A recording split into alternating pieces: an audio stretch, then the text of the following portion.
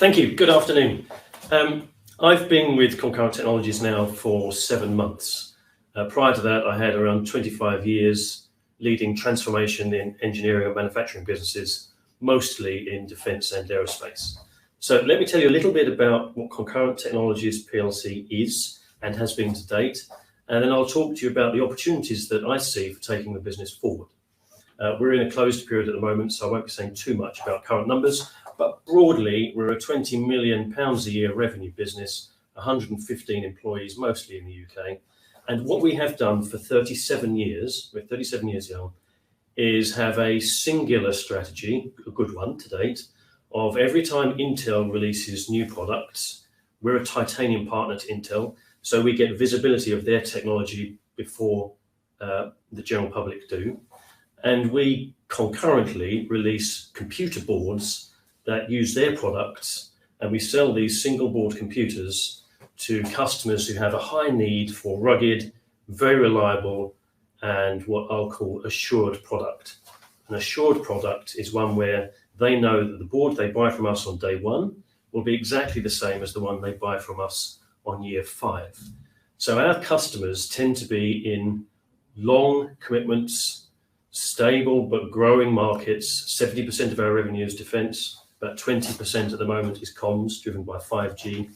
And we get designed in through very long sales cycles. So it might take a year or two to get designed in. And then when we're designed in, we'll be selling our product into our customer's product, where they will be manufacturing that for many years to come. Now, for some 35 years, we had the same leader who ran the business very tidily, but I would say it was run as a classics SME, where there was one person who made all of the decisions operationally and strategically, to quite good outcome for a small business.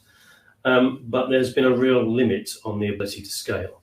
It's also a business that the investor community have regularly described as high potential, niche, interesting, but perhaps pedestrian, secretive, extremely cautious. And I would agree entirely with those things. So one of the reasons I was so attracted to joining the company is there are some significant opportunities. So the first thing that is apparent is we have an exceptional balance sheet. So the half year I reported we had around £11 million of cash in the bank. I also reported that we had our largest ever order book. So balance sheet and order book in great shape. So spending that cash wisely for growth would be a real change in stance for this company, and is something I absolutely intend to do. I have recruited a first-class management team with really good experience that's relevant to the business that we have here. We started the process of modernising and being more progressive. I would say the business previously sought to have zero risk. I think it's much more appropriate to consciously manage risk for best possible outcomes. Okay, so what do I think of as the opportunities? First, capacity. So our capacity to design product, you'll see in recent years, we've launched roughly 2 products per annum. Out of more or less that same size team, with a little bit of injection of talent, but a lot of injection of new processes, new control, focus on performance, appropriate tools for the trade and systems, we will launch 8 new products this year. So driving the capacity out, the R&D we're already investing is a clear opportunity, and that's, we're well on track with that. Second is the capacity in our factory. So here in Colchester, where I'm stood at the moment, we have about 80 people. We have a factory over there. It's our own machines. They're mostly pretty new. Excellent high-class ability to manufacture these boards, and we run it 5 shifts per week. So we have 16/21ths of the week where that factory is not working its machines. So capacity is a big opportunity. We've then made a number of, I would say, sensible strategic decisions for a business like this, which are, we will get into systems. So we will offer systems. What do I mean by that? We sell a board. That board goes into a system, which is our customers' it's the capability they're trying to deliver. That system is delivered by people other than us, and into it goes our boards and other people's boards.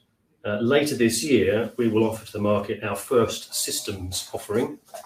And as an indication of we're taking that seriously, I'm in the process of, and we'll be able to announce quite soon, hiring 3 very potent individuals who are well known for being in businesses that have successfully delivered systems. So systems is a high growth area for us. Any company like us has got into systems in the past. That's number one. Number two, 40% of our revenue is in the United States, and our team over there, excellent team, 10 people, they sell and customer support.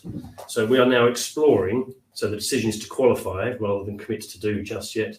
We're qualifying the ability to build to print our products in North America so that we can put on a made in USA sticker on our product at a time where Biden has said that federal programs must have 75% US content, not the current 50. So that's a big opportunity.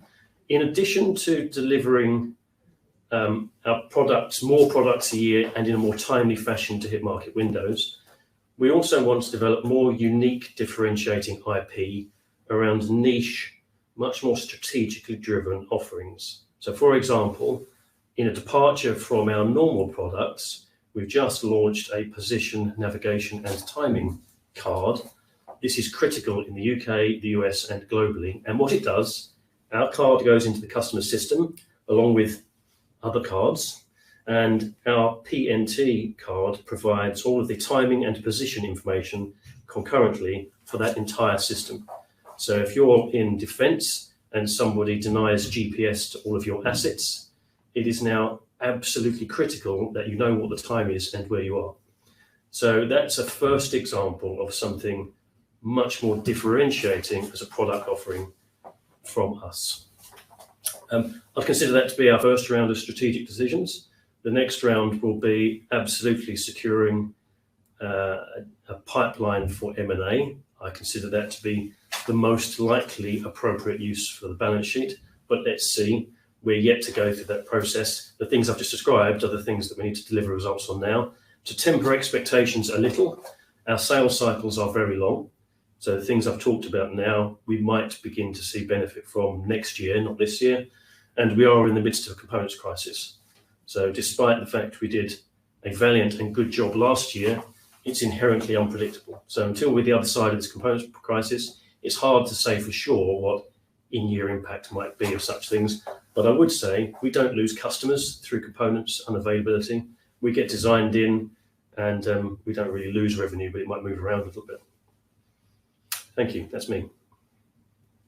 Thank you very much indeed. So, exceptional balance sheet, the largest ever order book, 3 potent individuals being onboarded. That quite tickled me. And then right at the end, you spoke about the components crisis. It's not quite the elephant in the room, but what is your contingency where the components crisis is concerned? Yeah, and I can't be specific on last year's outturn, but because we're cash rich, we're able to hold much higher than normal inventories of components. So that has definitely helped a lot. My focus on driving capacity in manufacturing will help a lot. So let's say we have to close the line for a couple of weeks or something, and the news is full of people who have to close lines. If we've developed the ability to run, for example, multiple shifts, then we've also developed the ability to catch up when components come online. So it's the combination really of a new ability to surge and holding larger stocks because we have the cash that is our tactics for getting through this period. Tell me about these potent individuals.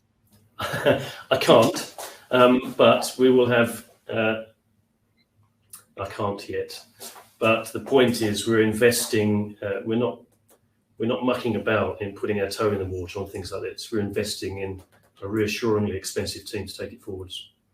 Okay, I like the way that you painted a picture for us, which is you want to put that made in the US sticker on your goods. It gives them credibility and it fits in with Biden's strategy. There is a huge, the infrastructure bill is being passed, $1 trillion being invested. How much of that $1 trillion belongs to Concurrent Technologies? Well, it wouldn't take much to make a profound difference to this small company. We're a small player in a very large market. I did want to come back to the UK though. So at the moment, the UK is less than 5% of our revenue. We're largely unknown in the UK ecosystem at a time when we primarily deliver to defence. Post-Brexit, we're a UK SME. No one else in the country does what we do. And we're striving to get more into the strategic dialogue with large prime contractors and government. So, the UK is as big an opportunity for us as the US. So we've got a partial question. Thank you very much. So Andy Edmund asks, as you unlock the company's undoubted potential, do you have the total support of the largest shareholders? I believe so, yeah. I've had the opportunity to meet the majority of major shareholders, and it's quite a mixed bag. With lots of different opinions, some like dividends, some don't, etc. But overwhelmingly, the response is, we've backed this company for some time because we've known it's got this potential. You'll be rewarded when you actually deliver on some of the things you're saying, but we're absolutely supportive of investing for growth rather than just trying to hold steady. So they'll reward you if you deliver on what you say you're going to do. So in a nutshell, what are you saying that you're going to do?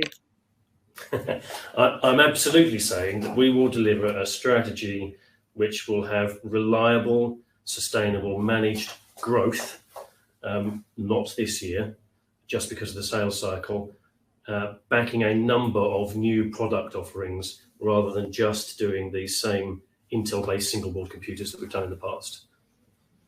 So I'm looking at the pictures behind you. There's like battleships, there's helicopters, there's lots of dynamic mobilization going on behind you. Obviously, just some of the sectors that you're engaging with, which might be the more profitable route to be pursuing in terms of customers. Yeah, defence is already 70% of what we do. So my view is, and we're tiny really, so my view is grow what you're already in, rather than necessarily try to find new markets. So we will absolutely secure a stronger foothold in the ecosystem for defence. And then comms is our next biggest area, where we have some really good long-term relationships. So I'm not saying we're focused singly on defence, but the first place to go is grow the biggest revenue you've got, which is defence, grow the biggest geography you've got, which is North America. Is this the best job you've ever had? Of course.